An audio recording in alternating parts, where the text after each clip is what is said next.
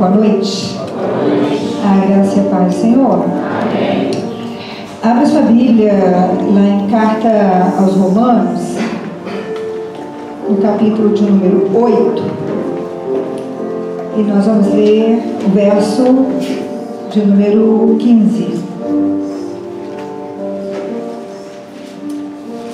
Romanos, capítulo de número 8. Verso de número 15.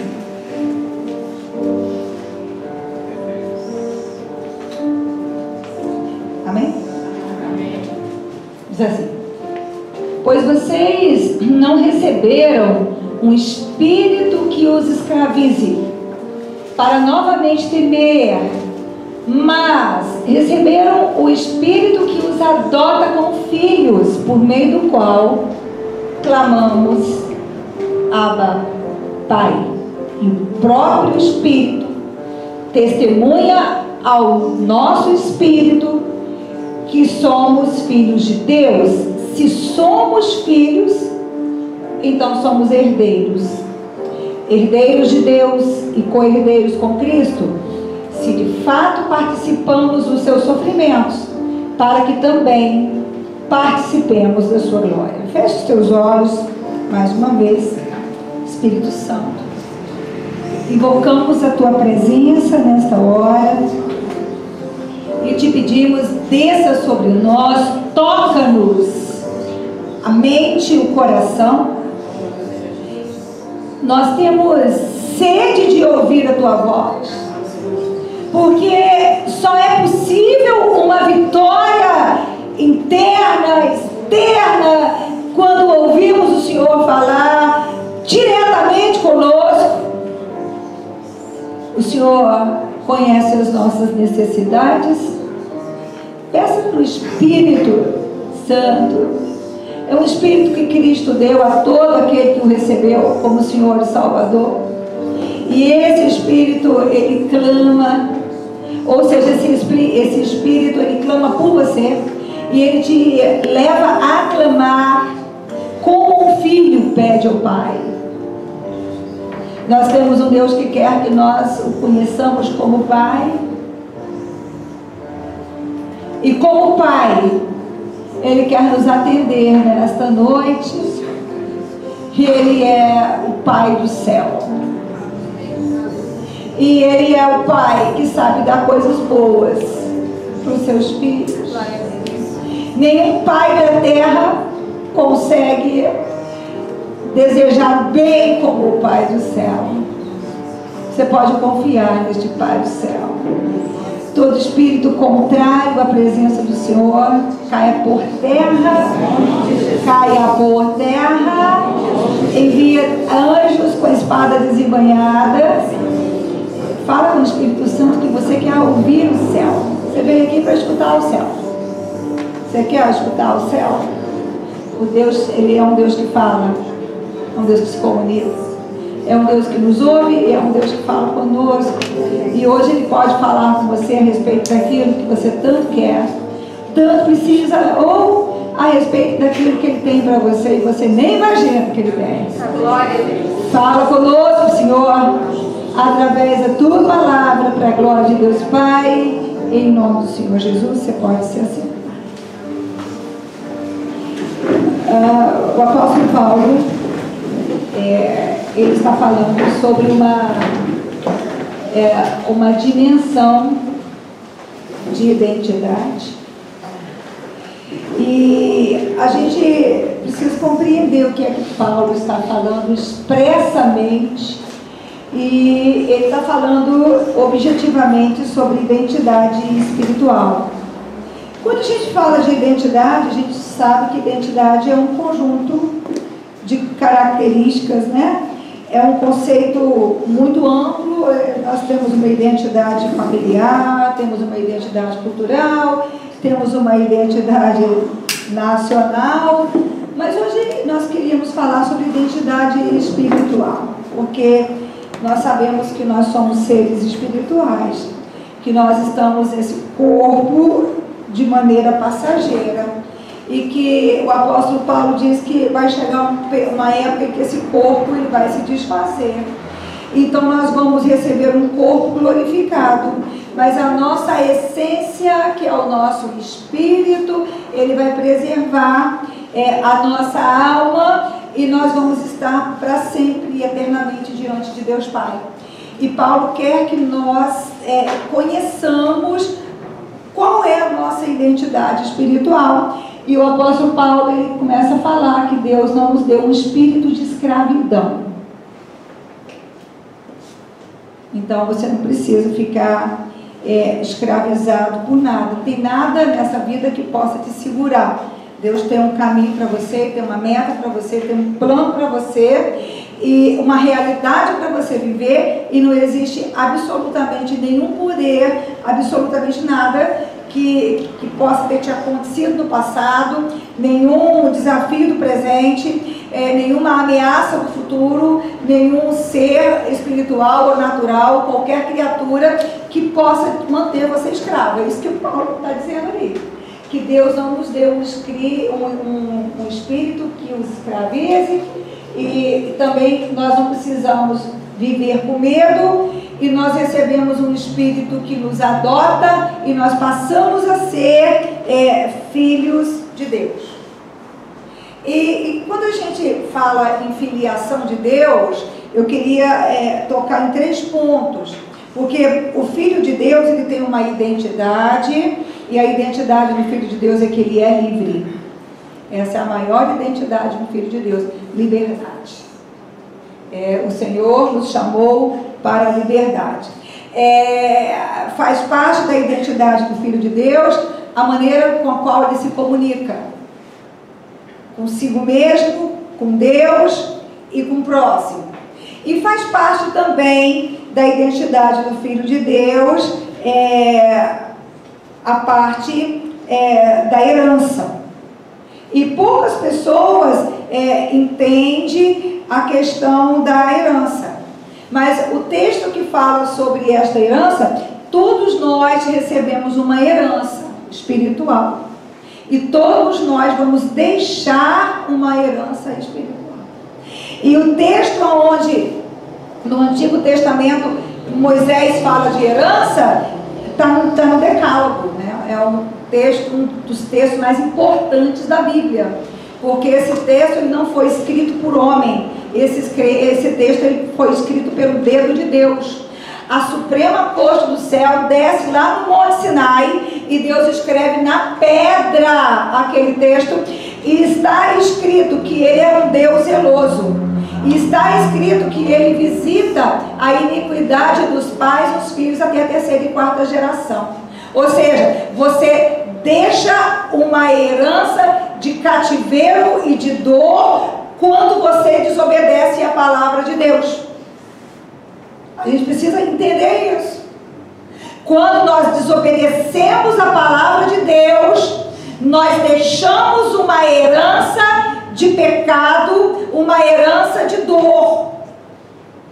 Mas ele também diz, no mesmo texto, que ele é um Deus cuidadoso, ele é zeloso, e ele abençoa até 1000 gerações daqueles que obedecem a sua palavra. Então a gente precisa compreender que nós temos uma identidade. Esta identidade ela é forjada a partir do nosso conhecimento de Deus. Uma dimensão desta identidade espiritual, o que é uma identidade espiritual? É a imagem que você tem de você mesmo pelos olhos de Deus. Identidade espiritual você tem que saber como é que Deus vê você. Se você não souber como Deus te vê, então você não sabe quem você é espiritualmente. Então, a gente precisa entender também que existem pessoas que têm uma dificuldade muito grande de se relacionar com Deus. Por quê? porque tem um distanciamento, essa pessoa sente um distanciamento entre ela e Deus. Ela pode dizer assim: pastora, eu creio, e talvez ela não está mentindo. Talvez ela diga assim: pastora, eu quero Deus, eu creio em Deus, eu amo o Senhor.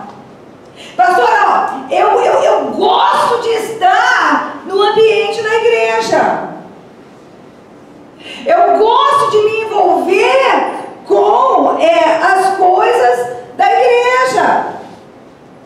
Mas quando a gente pergunta assim: qual é a tua identidade?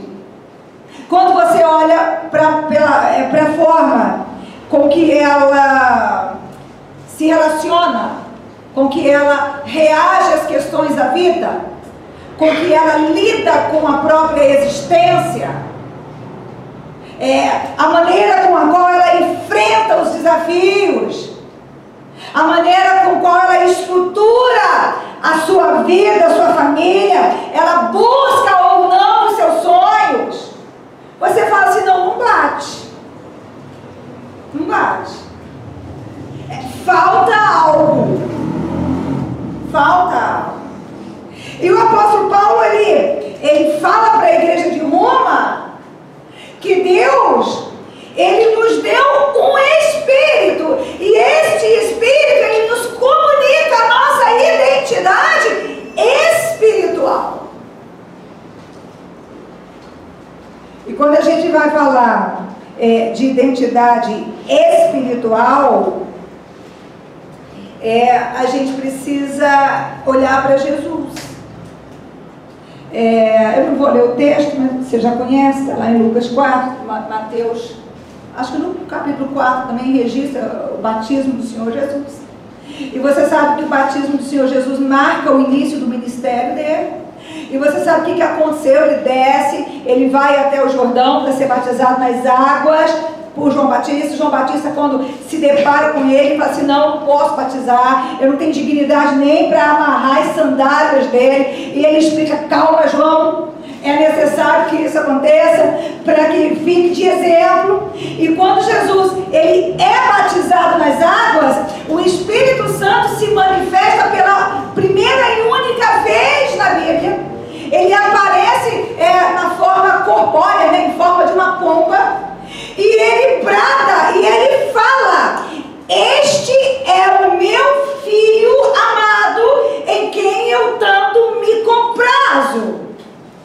E Jesus escuta o Espírito Santo de forma corpórea, bradando para ele, Jesus, e todo mundo que estava ali escutar: este é o meu filho amado. Este é o meu filho amado.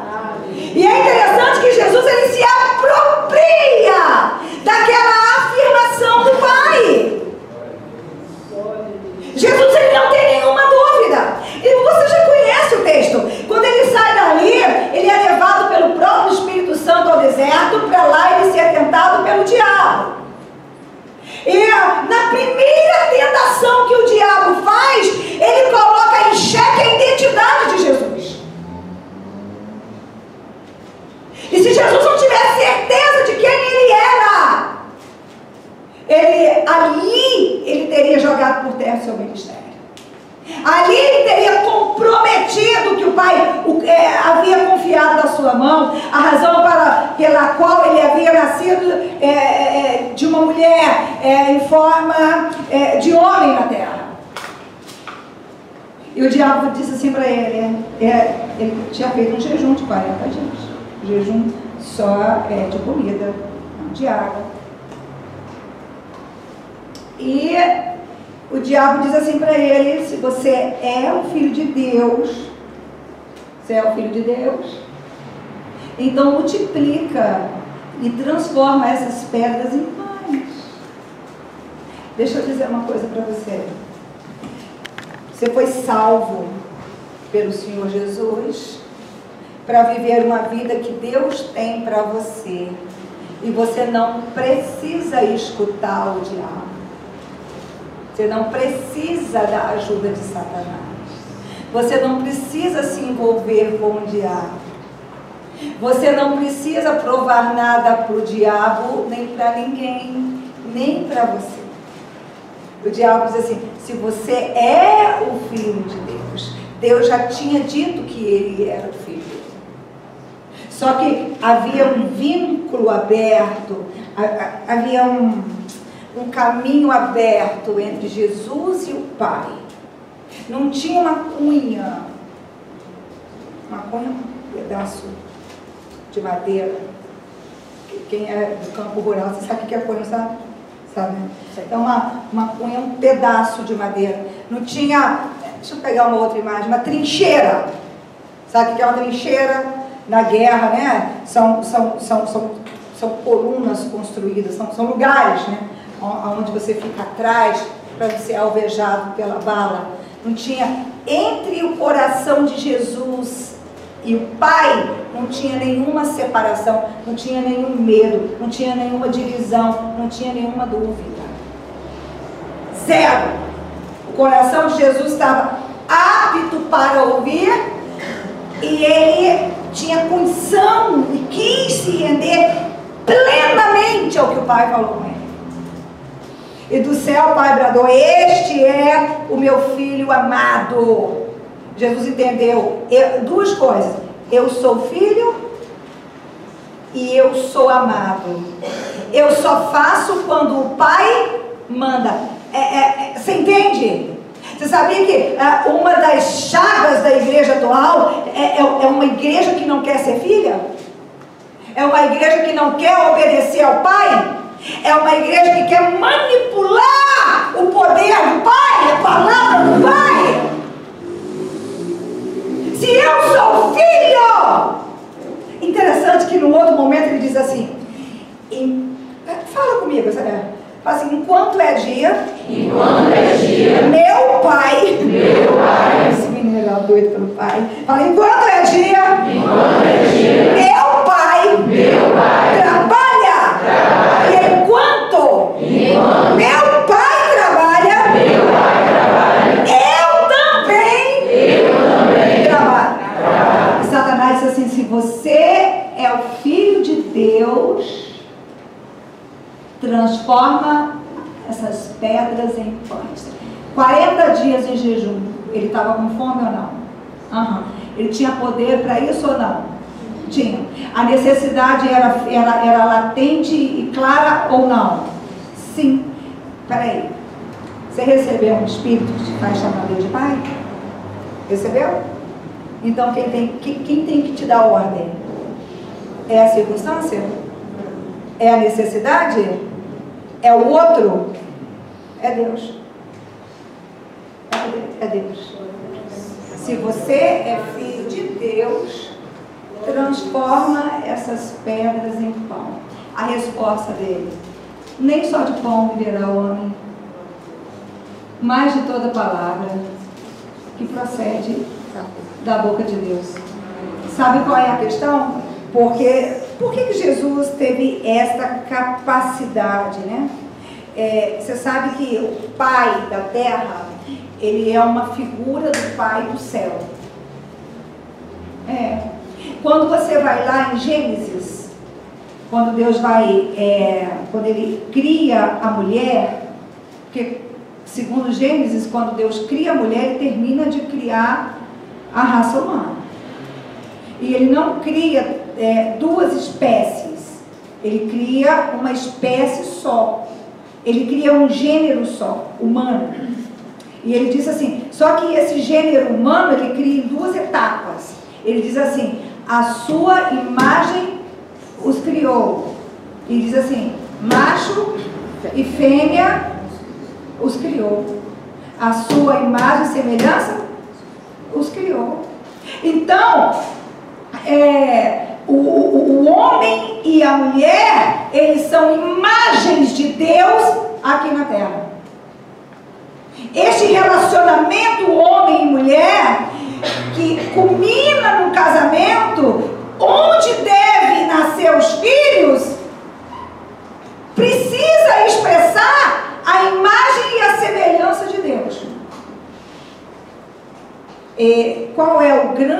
problema é que nós vivemos numa sociedade que não acata mais este modelo de família. Que diz que esse modelo de família, ele é ultrapassado. E o que nós vivemos hoje é uma coisa que os sociólogos chamam de fragmentação da família. E o efeito colateral dessa fragmentação da família é a perda dos vínculos familiares. Você sabe o que é perda de vínculo familiar? São pessoas que não sabem o que é ter uma mãe. É uma geração inteira criada por avós. E a mãe, ela não consegue ser mãe, porque ela também tem que ser pai. O IBGE disse que diz que o número de famílias chefiadas por mulheres crescem nessa nação. Não é uma crítica à liderança feminina, mas é uma denúncia da fragmentação da família. Porque quando a mulher, ela tem que ir para a rua para sustentar a criança fica em casa sem mãe. E não vem com essa conversa de que eu estou trabalhando para dar o melhor, e a babá é mãe, e a avó é mãe, e a tia é mãe, porque só mãe é mãe. Só mãe é mãe. Não vem com essa conversa. Né? Então nós temos pessoas hoje que não sabem o que é o colo de uma mãe, não sabem o que é o conselho de uma mãe, não sabem quais são os valores de uma mãe, não sabem quais são os cuidados de uma mãe, porque a mãe, ela está presa na vida dela, no desejo dela, no interesse dela. A maioria não saiu da infância e da adolescência. São mães que não se preocupam com herança, não se preocupam com legado, mães que não abençoam, mães que nunca estão presentes. Tá? Mas quando a gente vai tocar no pai, é pior. É pior, porque o número de brasileiros que não tem, esse dado é um pouco antigo, mas até pouco tempo atrás, 1/3 da população brasileira não tinha na certidão de nascimento o nome do pai e nunca conheceu o pai.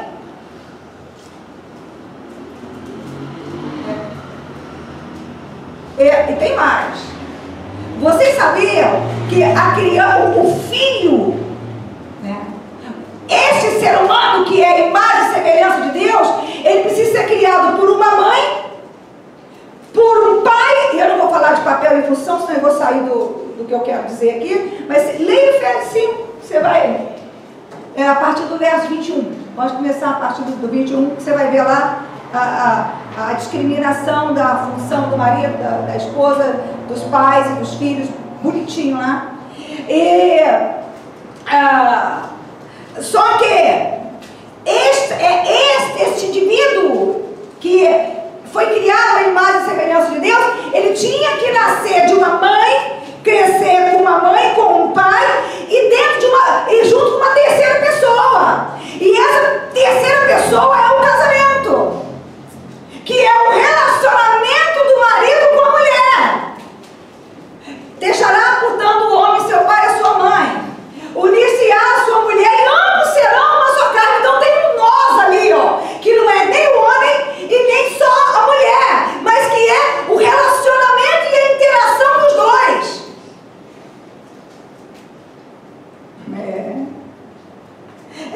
Você sabe que legalmente o casamento é uma pessoa jurídica, né? Agora, você sabe, pastora, por que a criança tem que crescer dentro de uma casa que tenha um pai, que tenha uma mãe, e que este pai e esta mãe vivam um relacionamento com base na palavra de Deus? Onde tenha respeito, onde tenha compromisso, mar de rosas não será, perfeito não será, mas precisará ter um esforço, uma caminhada diária, com sinceridade. Mas olha, qual é a função desse nós, né? Eu vou chamar de nós. A terceira pessoa do casamento é esse nós. Esse nós orienta essa pessoa que nasceu, este filho que nasceu, que é a imagem e semelhança de Deus em quê? Sexualidade, afetividade e companheirismo. Isso você só aprende dentro de um casamento feliz?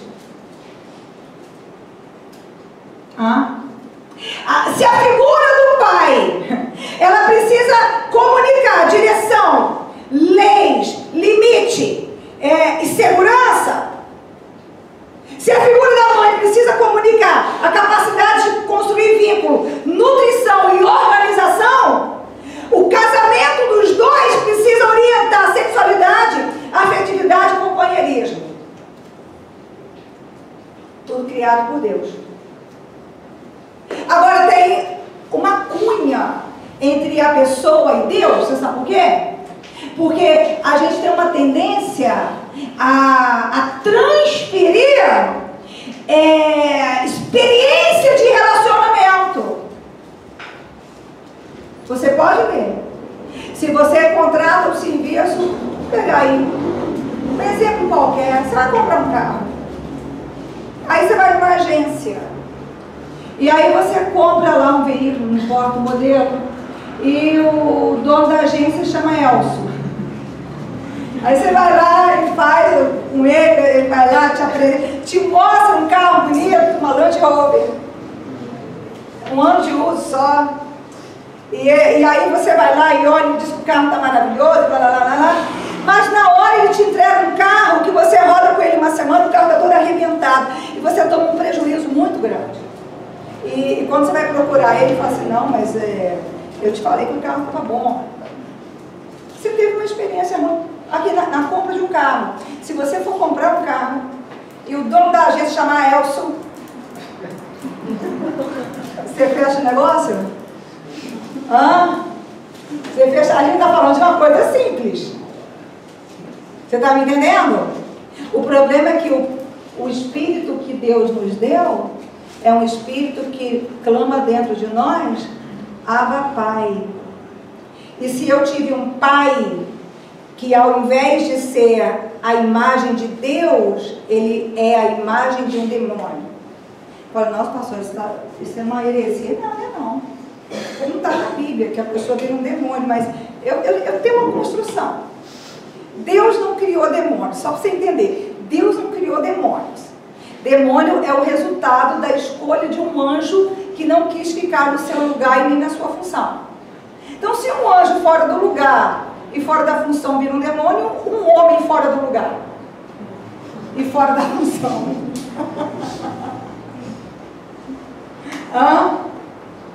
Um homem fora do lugar e um homem fora da função.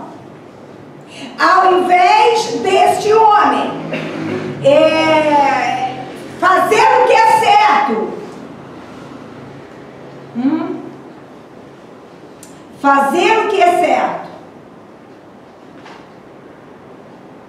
com você e com os outros, ao invés deste homem prover a casa, ao invés deste homem que é teu pai te acolher,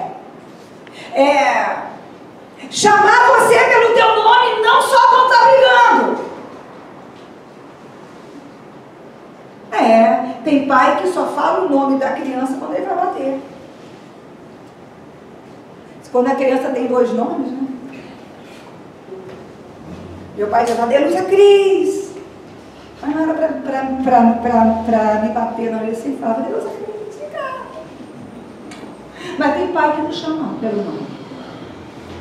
Quando o menino tira nota boa, o menino é bom. O menino, ele acertou. O menino é bom, o menino acertou. Mas quando chama pelo nome, é para criticar e para castigar. Sim ou não?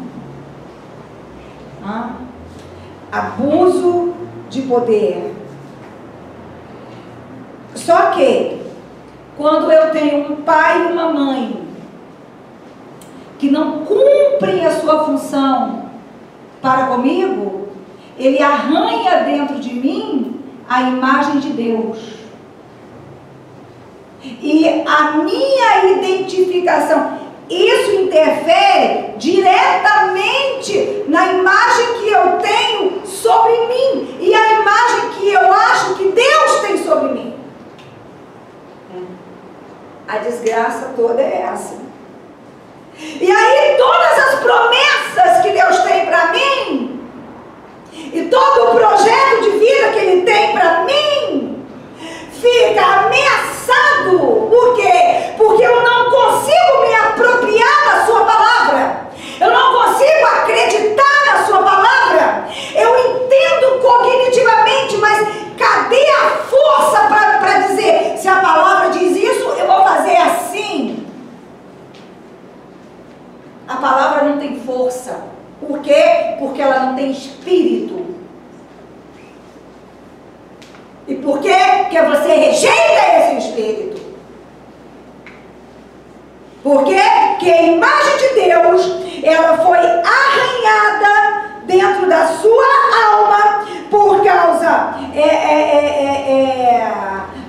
de um exemplo errado ou uma experiência errada que você teve com seu pai, com a sua mãe, com o relacionamento dos dois.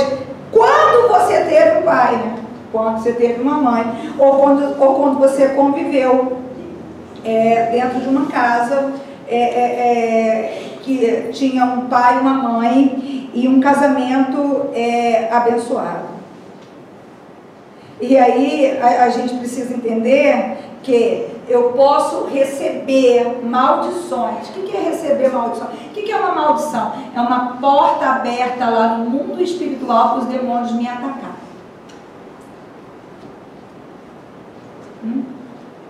Porta aberta no mundo espiritual para os demônios me atacar. Isso é uma maldição. Isso é ter sobre si uma maldição. E esta porta aberta, ela coloca a pessoa debaixo do ataque direto. E sabe qual é a grande tragédia disso? É que as pessoas, elas vêm para a igreja, mas elas não aprendem a lidar com essas questões. Por quê? Porque elas, ao invés de expor a ferida, porque o princípio da cura está no trazer para a luz. Se confessarmos os vossos pecados uns aos outros. A questão é que principalmente a igreja é assim. Não dá para falar de história, mas seria interessante se você se interessasse pela história da igreja. A igreja do Ocidente, que é a nossa igreja, ela negligenciou na construção de teologias que falam de herança familiar. Isso não aconteceu com a igreja do Oriente. A gente recebeu muito... O nosso cristianismo, ele é muçulmanizado. Porque passa pela imbricação, todo o contato lá com os mouros. Então, tá na Bíblia, mas a igreja não lida com o que está na Bíblia. É isso que eu estou dizendo para você. E tem uma explicação histórica para isso. Então, como é que eu trato a ferida? Eu trago ela para a luz. Por quê? Jesus deixou estabelecido duas leis para ser liberado o poder de Deus e a cura, que é a lei da confissão e a lei da concordância. E eu não vou ler para você por causa da hora, porque eu quero falar um pouco mais sobre a influência dessa herança na personalidade. Mas a lei da confissão é muito clara. Há uma ordem clara de confessar. Confessai os vossos pecados uns aos outros, para que haja cura. Pastor, se eu não confessar para o outro, eu vou para o inferno? Não. Mas se você quiser ser curado, ter restauração e ter progresso, é para o outro que você tem que confessar. É Bíblia. É a lei da concordância. Se 2 ou 3 concordarem na terra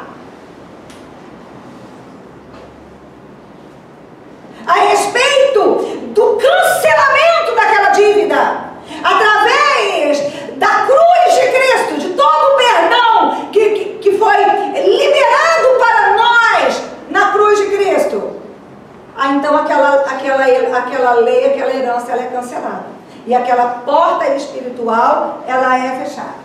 Mas a pessoa, ela vem para a igreja, ela entende a palavra com o cérebro, e ela acha que porque ela entendeu e concordou, ela está liberta. Então ela pega aquela ferida e tampa aquela ferida sem tratar, sem espremer, sem colocar remédio, coloca um tampão ali e espiritualiza aquela ferida. Pastor, o que é espiritualizar a ferida? É quando você não perdoa, você não perdoa. A pessoa, ela vem de um lar onde o pai era um pedófilo, onde o pai era um bandido, onde o pai era um mentiroso, onde o pai era um adúltero, onde a mãe era uma adúltera, onde o casamento dos dois era um verdadeiro inferno. A criança tem trauma, porque é uma gritaria, a criança desenvolve medo de barulho, medo da vida. Mas aquilo vai criando um ambiente de ódio dentro da criança. Mas é contra a mãe, é contra o pai. E as pessoas têm uma dificuldade enorme de falar para si da dor e da decepção que tem com pai e mãe. Por quê? Porque o psiquismo, ele dá conta melhor de dizer que a pessoa, a criança que é culpada.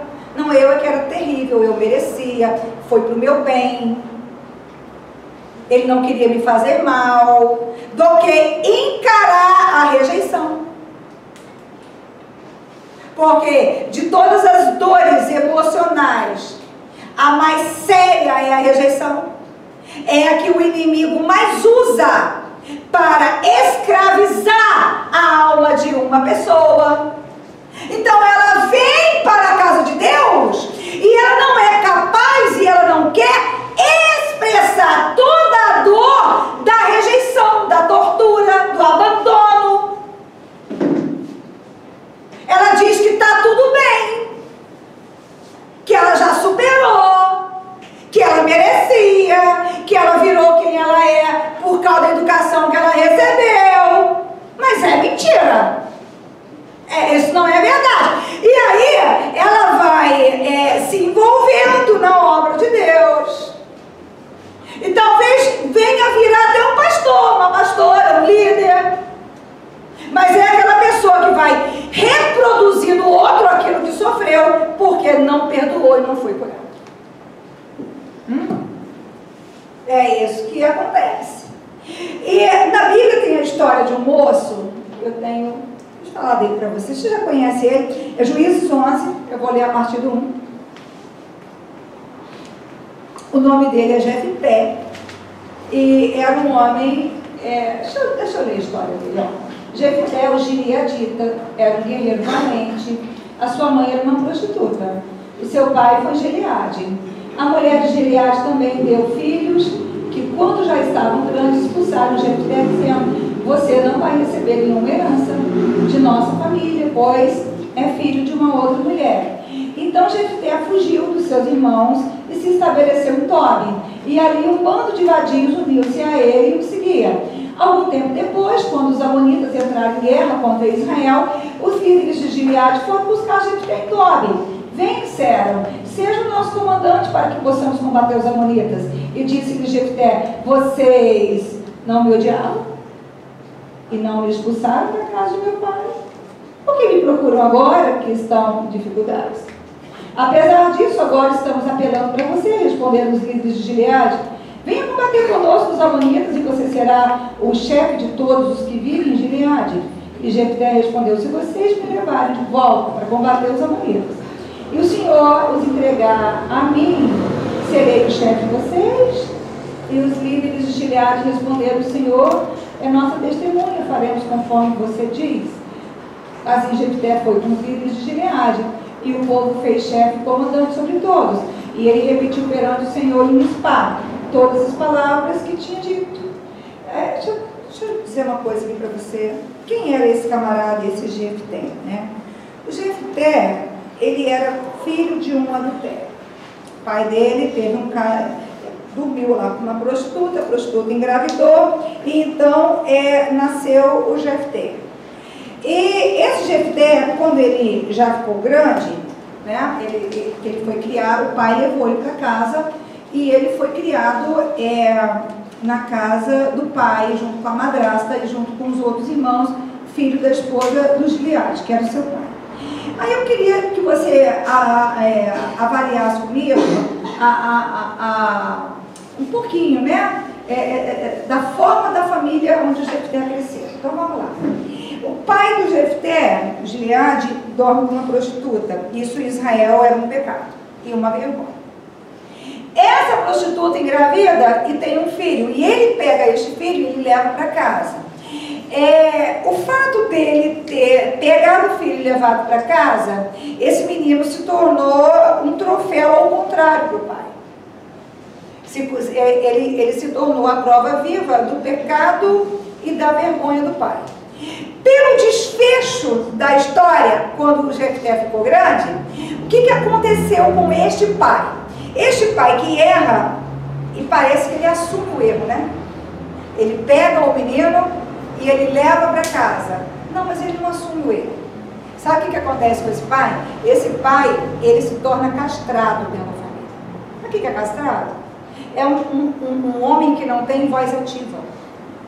É um homem que, porque cometeu um erro, ele baixa as orelhas e ele se recolhe a sua insignificância. Então aquela família, ela foi governada por quem? Pela esposa ferida? Pelos filhos envergonhados? Eu quero que você entenda que tipo de sentimentos e de ambientação que organizava esta família. Por um lado, o Jefté era um moço com muitas qualidades e muitas vantagens. Primeira vantagem, né? Ele havia crescido numa região muito bacana. Gileade é conhecido na Bíblia por um lugar que produz cura, bálsamo, remédio, né? Os guerreiros de Gileade também eram muito famosos, porque eram homens destros, homens preparados e homens valentes.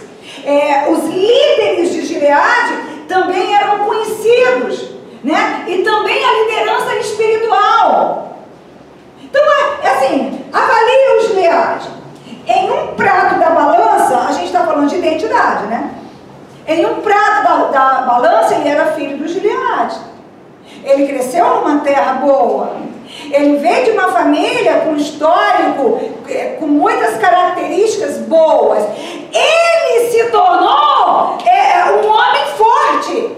Ele se tornou um homem capaz. Ele se tornou um homem guerreiro. Ele se tornou um homem com uma capacidade de liderança muito grande. E ele se tornou um homem com uma capacidade de servir a Deus notável. Mas e o outro prato da balança? Filho de uma prostituta, o que foi incorporado à personalidade dele e acabou definindo ele. Mas sabe que eu vou dizer uma coisa assim, muito triste, sabe? Se você volta no tempo, 20 anos, não precisa ser tanto, 20, 30 anos. Deus me livre se você dissesse que alguém era filho de uma prostituta, a pessoa morria de vergonha. Deus me livre se fosse filho de mãe solteira, a pessoa morria de vergonha. Era um estigma mesmo. Definia a pessoa. Deus me livre se ficasse comprovado que a mãe daquele menino ficou com A, com B, com C, com pai de A, com pai de B, com primo de C. Era uma... Aqui, eu estou falando de ferida de identidade. A pessoa, ela tem certeza que ela tem menos valor que a outra. Sabe o que acontece hoje? Hoje nós temos uma geração que não sabe o que são esses valores. Você tem uma geração de meninos e meninas que contam que a mãe ficou com 1, ficou com 2, ficou com 5, ficou com 10, ficou com 1000, mas aparentemente a ferida ela não aparece, porque é tido como normal. Só que eu quero dizer para você que a ferida não melhorou, ela piorou. Por quê? Porque a geração de 30 anos atrás sabia por que doía, a dessa não sabe, só que dói. Está conseguindo compreender isso? Você sabe qual é a dor de alguém que sabe que tem um pai que não presta, uma mãe que não vale nada?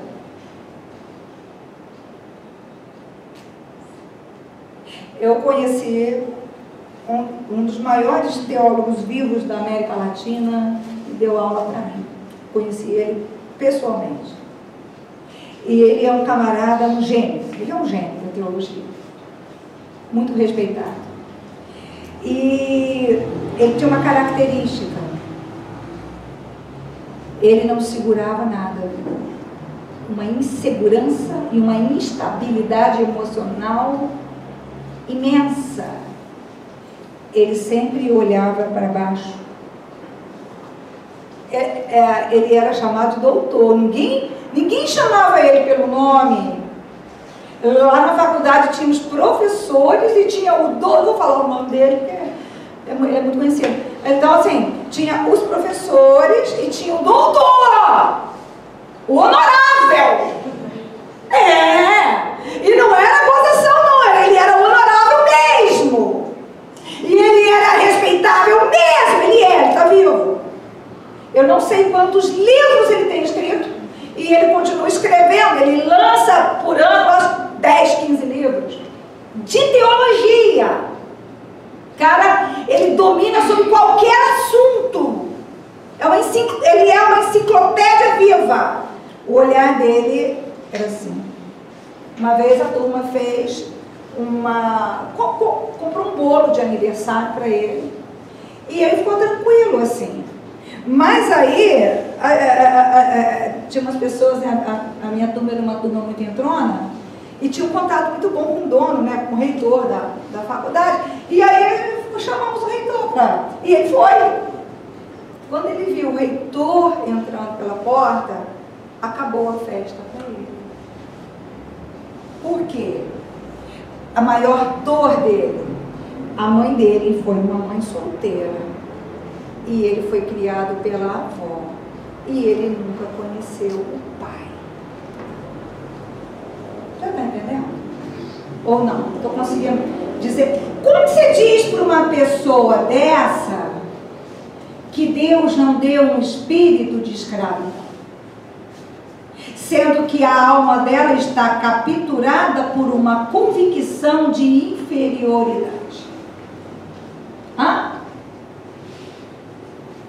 Como é que você diz? Uma pessoa talvez tenha um dom, uma pessoa que tem um valor. Você sabe o que é que tirou esse menino de casa? A primeira coisa que tirou ele de casa foi a rejeição dos irmãos. Os irmãos disseram assim: você não vai herdar com a gente. Você não vai ter herança. Por quê? Porque você não é meu irmão. Você é um filho bastardo. Mas tem um outro motivo. A omissão do pai. Este pai castrado pela vergonha, pelo erro que cometeu, não soube assumir, lidar com o erro e voltar para o seu posto de autoridade.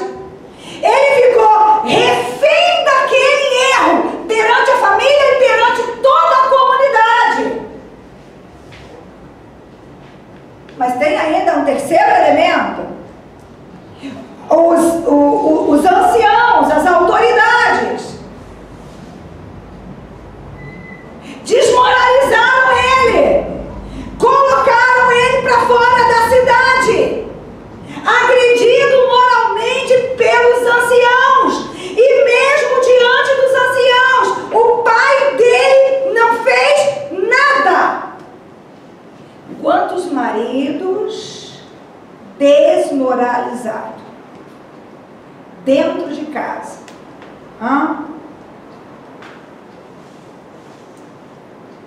Que não, você sabe que o machismo, quero falar sobre isso, não dá tempo, acabou, não dá.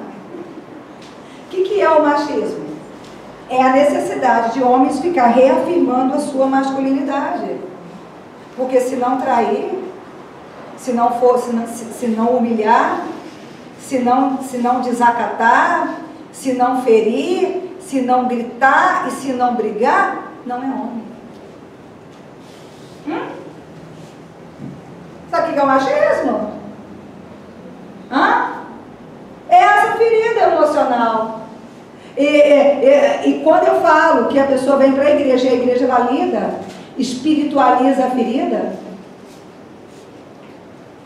é muito fácil falar de Jezabel, mas o problema nunca foi Jezabel. O problema sempre foi um rei fraco. O problema sempre foi Acabe, o rei dependente, choramingão, que não dava conta de nada e transferia a sua autoridade para a mulher.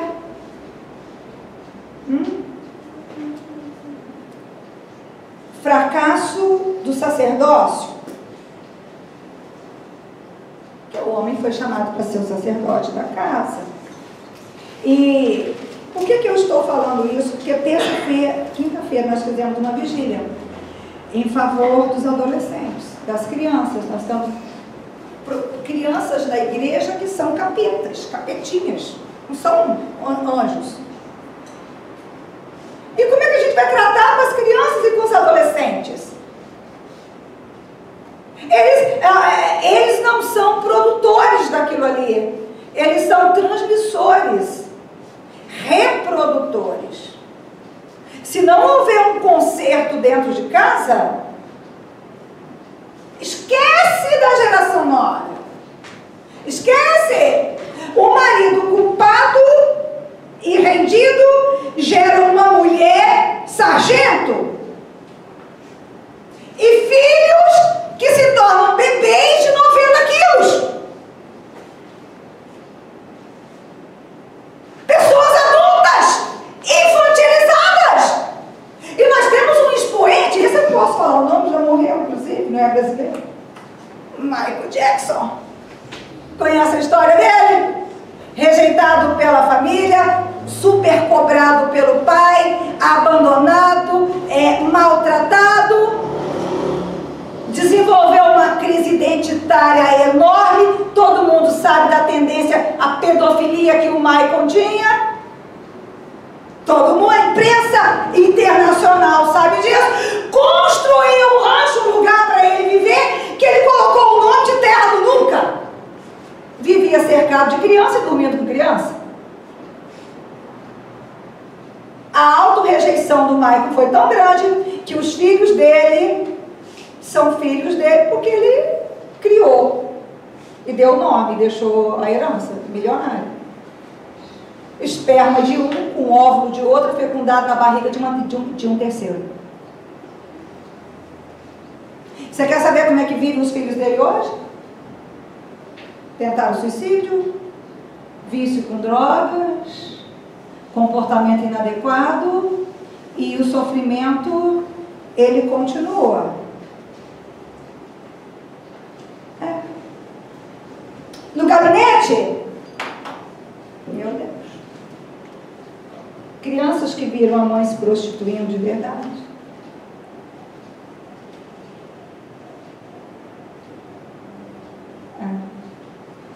Não, mas hoje isso não tem um peso maior, porque hoje nem tem mais prostitutas, hoje são profissionais do sexo.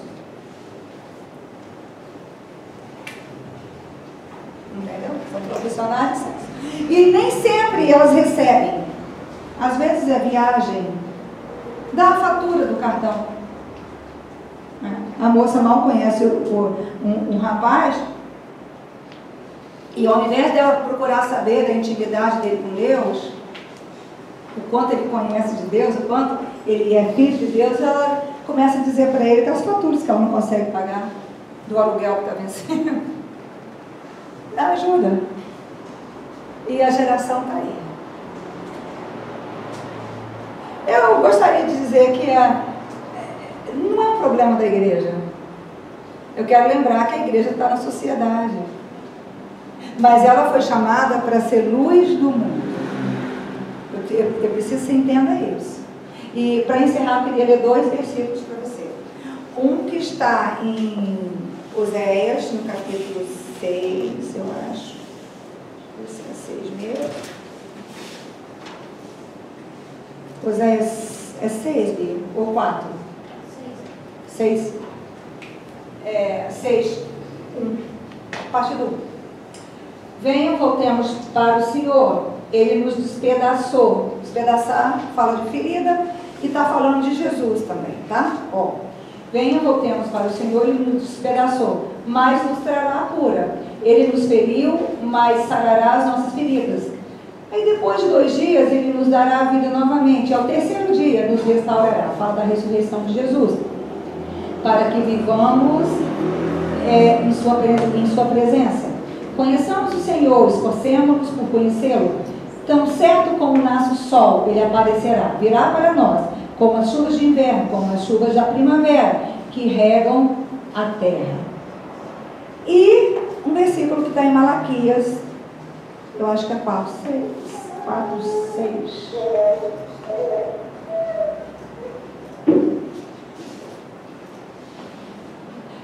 É 5 e 6. Vejam. Eu enviei a vocês o profeta Elias antes do grande e terrível dia do Senhor. Aqui Malaquias está falando da vinda de Jesus Cristo. Ele fará com que os corações dos pais se voltem para os seus filhos e os corações dos filhos para os seus pais. Do contrário, eu virei e castigarei a terra com maldição.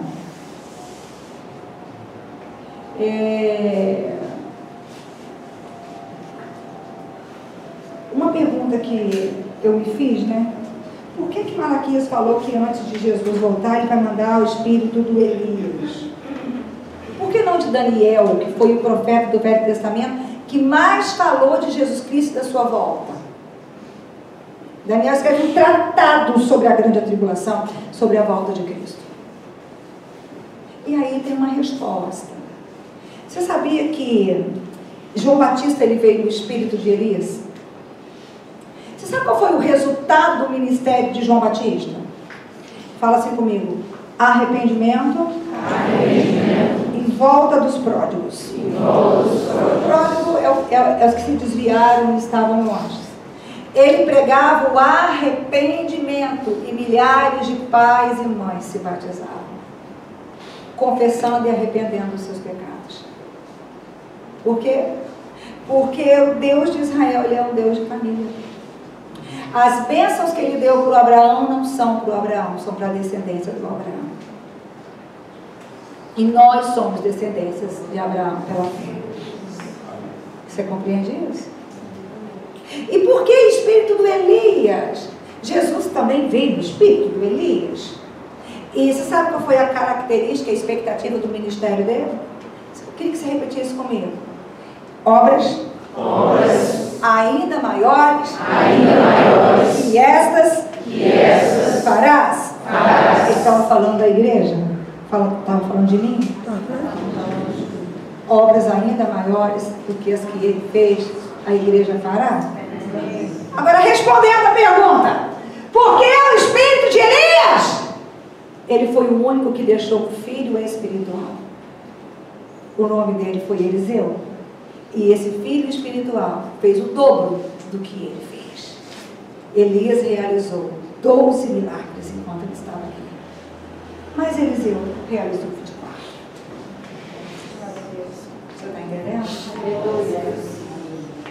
Eu quero encerrar dizendo para vocês que a ressurreição de Cristo, ela te comunica uma força espiritual para você confessar as feridas que seus pais te deixaram e superar os seus pais, perdoando eles e fazendo com eles o que não fizeram com você. Porque a gente não pode terminar essa palavra estabelecendo um espírito de vitimismo. Ah, pastor, então não tive mãe, não conheci meu pai, então eu sofri. Então, a minha história é uma história de abuso, é uma história de solidão, de luta. Mas, você tem a cruz, e na cruz tudo foi feito.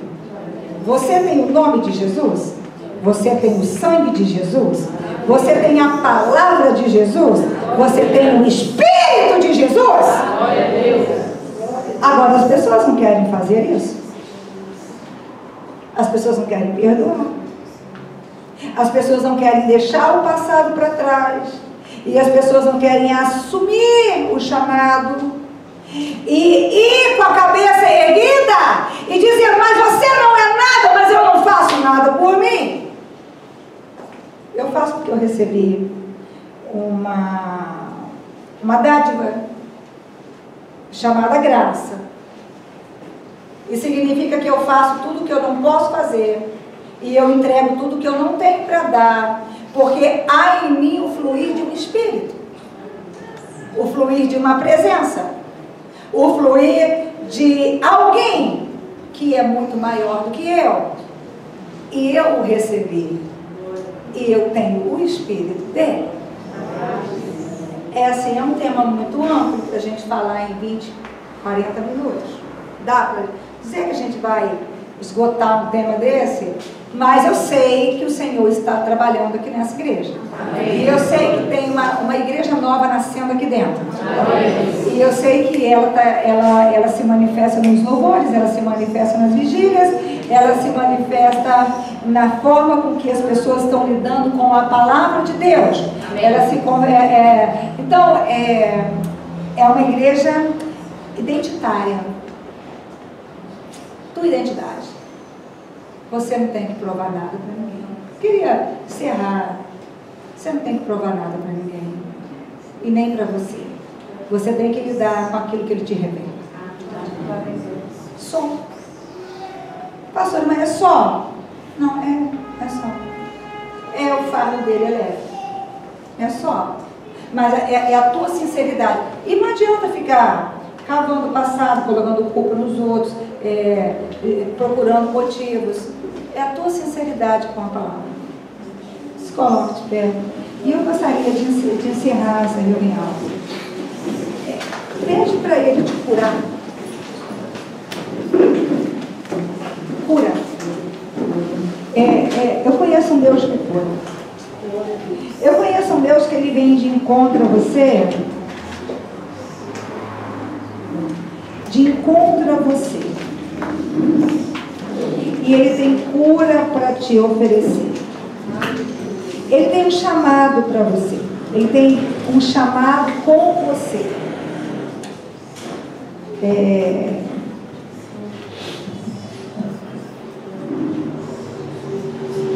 E ele não quer que você lute como a gente tem. Foi um moço guerreiro. Mas sabe o fim da história desse moço? Ele lutou essa batalha. Ele venceu essa batalha. Você sabe que a batalha que ele lutou é a batalha do bastardo contra os bastardos frutos do incesto. Que quem guerreava contra Israel eram os amonitas. Você sabe quem eram os amonitas? Os filhos do Amon. Você sabe de quem que o Amon era filho? Filho do Ló com uma das suas filhas. Com uma das suas filhas. É que gerou esse povo. Ó. A correspondência para o Deus dos Amonitas é Moloque. E você sabe o que é que era ofertado para o Deus Moloque? Crianças. Que representam a descendência, os filhos. Sabe o que antes desse Jefté lutar a guerra, que ele foi para lutar, e ele era guerreiro, ele tinha um exército, e ele era valoroso, e ele tinha coragem. Só que na hora, por causa dessa ferida, ele não sabia se Deus ia com ele ou não. Davi sabia que Deus ia com ele, mas Jefté tinha uma dúvida. Então ele foi fazer um propósito com Deus. Ele fez um propósito com Deus. Você sabe qual foi o propósito que ele fez com Deus? Ele falou assim: se o Senhor, está lá nos versos 31 e 32, você lê em casa, se o Senhor me der vitória sobre os amonitas, a primeira coisa que sair da minha casa e vier ao meu encontro, eu vou oferecer em holocausto, Senhor. Holocausto aponta para sacrifício queimado. Peraí, na porta da casa, quem ficava era a mulher, quem ficava era a filha, ele só tinha uma filha. A ferida emocional faz você oferecer para Moloque a sua descendência. E você não se atende a isso. E Deus cumpriu, aceitou a oferta dele. Ele recebeu. E quando ele chegou em casa, quem veio encontrá-lo foi a filha. Mas o Deus de Israel não aceita sacrifício humano. Então tem uma briga teológica, né? Muitos acreditam que ela nunca se casou. Então ele sacrificou Pedro Marcos, a descendência dele. Não precisava. Porque Deus quer a sua descendência. Você entende isso? Deus é Deus de família, Ele quer a tua descendência. Eu queria que você colocasse a sua mão direita sobre o seu coração. E que você tomasse uma decisão hoje. Pedisse ao Espírito Santo para te ajudar a não correlacionar Deus com seu pai. Não. Ele está acima do seu pai. O seu pai, se quisesse e conhecesse a ele, poderia representá-lo. Mas o Pai do céu. Aliás, pai para você deve ser o nome de Deus, sabe? Há uma briga danada em torno do nome de Deus. Jeová não é bom, Yahvé, Javé. Mas para não ter erro, Jesus disse assim, quando os discípulos pediram para ele ensinar a orar, orareis assim: Pai nosso que estás no céu. Pai, Pai, Pai. Você acreditasse que Ele quer ser seu Pai. Ele quer ser o responsável pela tua força. Ele quer ser a força dentro de você. Quer recebê-lo? Ele quer ser a lei dentro de você. Ele quer ser o amparo e a proteção dentro de você. Mas Ele também é mãe. Ele criou a mulher. Ele quer te sustentar, Ele quer te nutrir. Obrigada, Pai. Ele quer te amparar.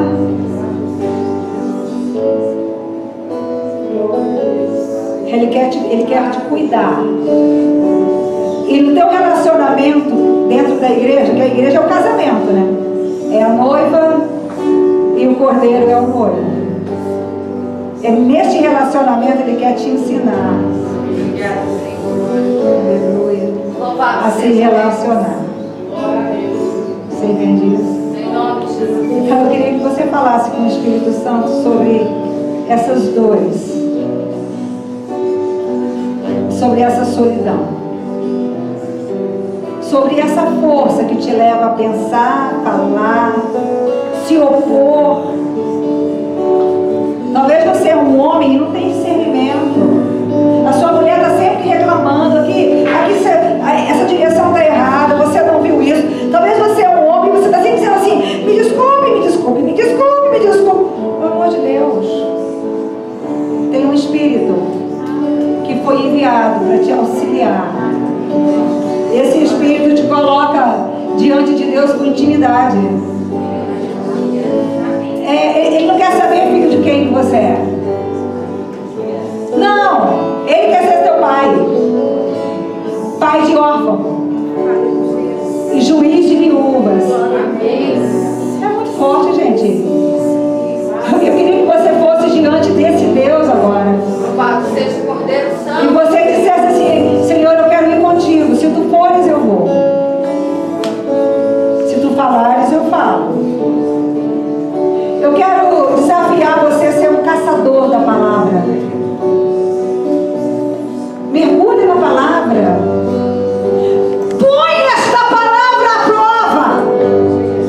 Não é para você julgar o teu pai, nem a tua mãe. É para você perdoar e superar aquilo que eles não conseguiram fazer, faça você. Você entendeu?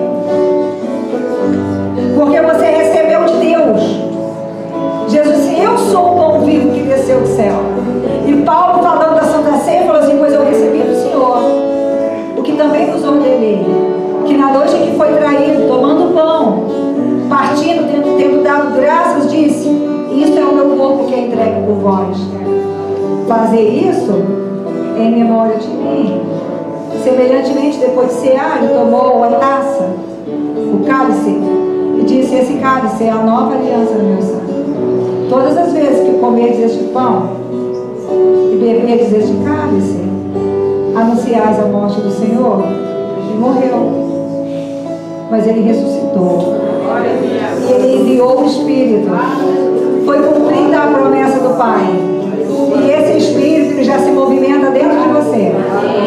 E você pode vencer essa depressão, essa solidão, esse medo, esse abandono. E você não precisa mais provar nada para ninguém. Não. Sabe qual é a maior prova de que você tem problema com identidade? Quando você precisa reafirmar a sua identidade, atender desafios. Não. A palavra, lâmpada para os meus pés, luz para o meu caminho. É a tua palavra, lâmpada para os meus pés, luz para os meus caminhos. É a tua palavra. Glória a Deus. Aleluia. Santo. Pai, pede para ele vir ao teu encontro agora. Enquanto o ministério de louvor bem baixinho, eu queria que você falasse com o Espírito Santo agora. Eu sei que tu estás aqui e eu quero que tu fales comigo. Eu quero que tu desças as áreas mais devastadas da minha alma. E eu quero que tu vá naquelas lembranças que me trazem mais ódio, dor, vergonha e medo. E eu quero trazer isso para a luz. Porque isso não me define. Isso não me define. Pastor, por que Deus permitiu que eu passasse por tudo isso? Oséias disse que ele fez o ferida. Ele permitiu. Mas nessa ferida vai acontecer uma ligadura. Entendeu isso? Busca por essa ligadura agora. É nessa ferida que ele quer descer. Vai falando com ele. Essa dor, Senhor, que me faz desobedecer a tua palavra, alimentar sentimentos, pensamentos, ideias, conclusões que não tem nada a ver com a tua palavra. Desiste de tudo que não tenha nada a ver com a palavra, porque hoje ele te chama. Ele te chama para um encontro. Ele quer se unir a você. Expressa essa ferida diante dele agora. Aleluia. Expressa. Mas pastor, eu só tenho Deus. Tá bom não? Tá bom. Você tem Deus, sempre teve, sempre terá. Mas Senhor, quais são as formas? Agora eu entendi por que dessa perseguição, esse desejo homossexual, essa porta aberta, sem herança. Peraí, perseguição é uma coisa, prática é outra, tá? Prática foi escolha sua, você tem que separar. Agora eu entendo por causa dessa ira, essas explosões, esse surto de raiva. E eu falo coisas, e eu faço coisas, e eu ataco, e eu agrido. Não, coloca diante dele. Coloca diante dele. Você é filho dele.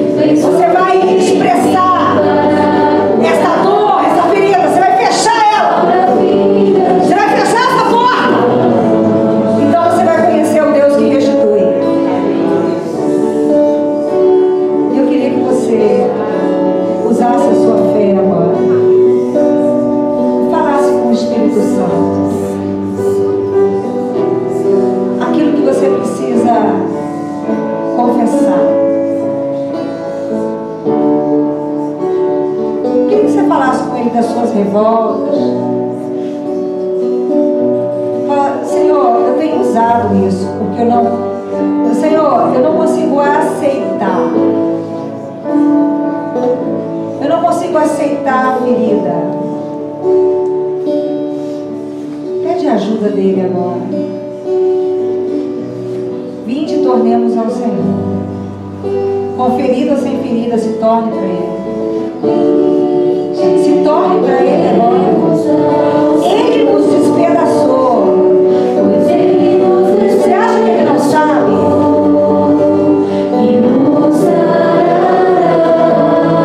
Toda a comunicação demoníaca,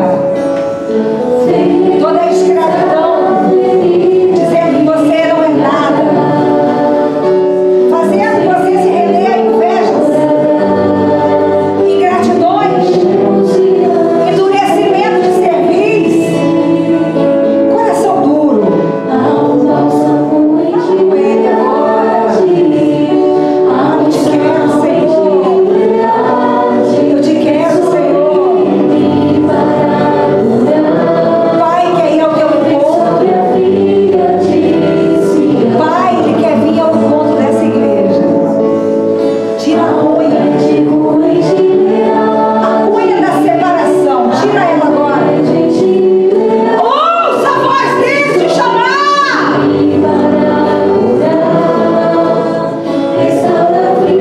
Você é meu filho, hoje eu te gerei. Tu és meu. Obrigada, Pai. Foi isso que Isaías falou. Claro, Pai. Tu és meu. Aleluia.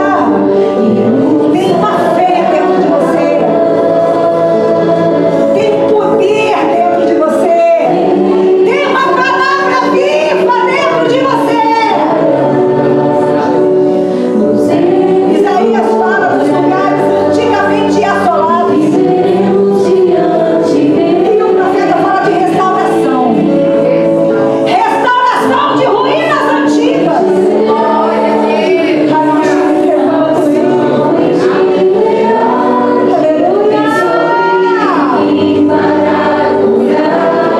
Restauração de ruínas antigas, de geração em geração. As portas que foram abertas, os legados de maldição, a herança maldita. Não, você não precisa receber, mas você precisa saber que tem. E você precisa se posicionar. Se você quer se posicionar, eu quero te convidar a levantar sua mão direita para o alto. Pedir para o Ministério de Louvor cantar um pouco mais baixo. E você levanta a sua mão direita para o alto. Vou pedir para o Ministério de Louvor cantar uma outra música. Levante sua mão direita bem alto agora. Uma música forte, ungida, que fala de guerra. Propício com esse momento, porque o Senhor está juntando e separando pessoas que vão escolher a Ele como Pai. Glória a Deus. Ele não precisa de muitos. Ele venceu uma batalha só com 300. É o Senhor. E ainda esses 300 não precisaram de lutar. Só pegar os despojos. Ah, peraí. Tem um anúncio que chega do céu. É uma trombeta. Está chamando pai. Está chamando mãe. Está chamando casais. Está chamando filhos. Defina a tua história agora. Essa é uma noite de definição. De definição. De afirmação de identidade. Com a sua mão direita lá no alto. Diga assim comigo: Senhor meu Deus. Senhor meu Deus. Em nome de Jesus. Em nome de Jesus. Eu entro na tua presença. Eu entro na tua presença. E eu quero apresentar. A história da minha família. A história da minha Os família. vínculos. Os vínculos. Que eu tive. Que eu tive. Ou tenho. Ou tenho. Com meus pais. Com meus pais. Avós. Avós. Bisavós. Bisavós. Tataravós. Tataravós. Envia o anjo agora.